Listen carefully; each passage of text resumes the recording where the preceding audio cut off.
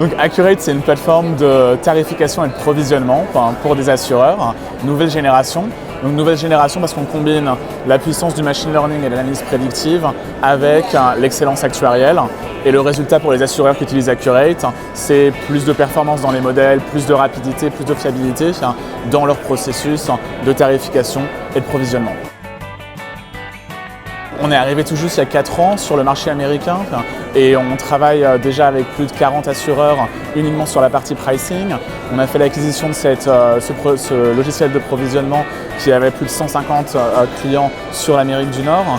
On est une équipe qui est maintenant divisée entre New York, Atlanta et Montréal, de plus de 40 personnes je crois sur l'Amérique du Nord. Donc vraiment on est à fond sur le développement du marché américain et ça paye avec des assureurs de toute taille, depuis les petits assureurs jusqu'au Tier 1 nord-américain, donc une belle croissance.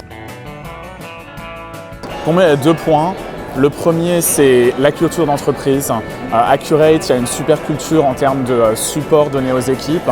Quand tu débarques aux US, ça demande énormément d'énergie, énormément de focus.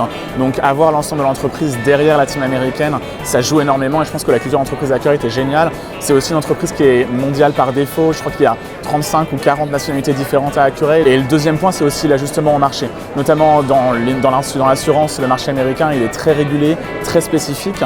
Donc on a fait un focus produit sur le marché américain de manière à ce que j'ai une équipe qui fasse attention à ce que le produit soit spécifique pour certains éléments du marché américain.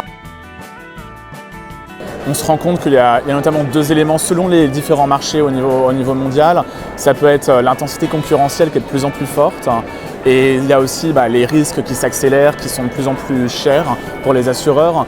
Donc je dirais que 2024, tu sens qu'il y a un sursaut en termes de on doit agir, on doit gagner en agilité, on doit gagner en flexibilité sur le pricing, sur l'orderwriting, sur le provisionnement. 2025 est une super année pour le sujet aussi, mais vraiment on sent que tout le monde se dit ok, là c'est le moment où il faut y aller.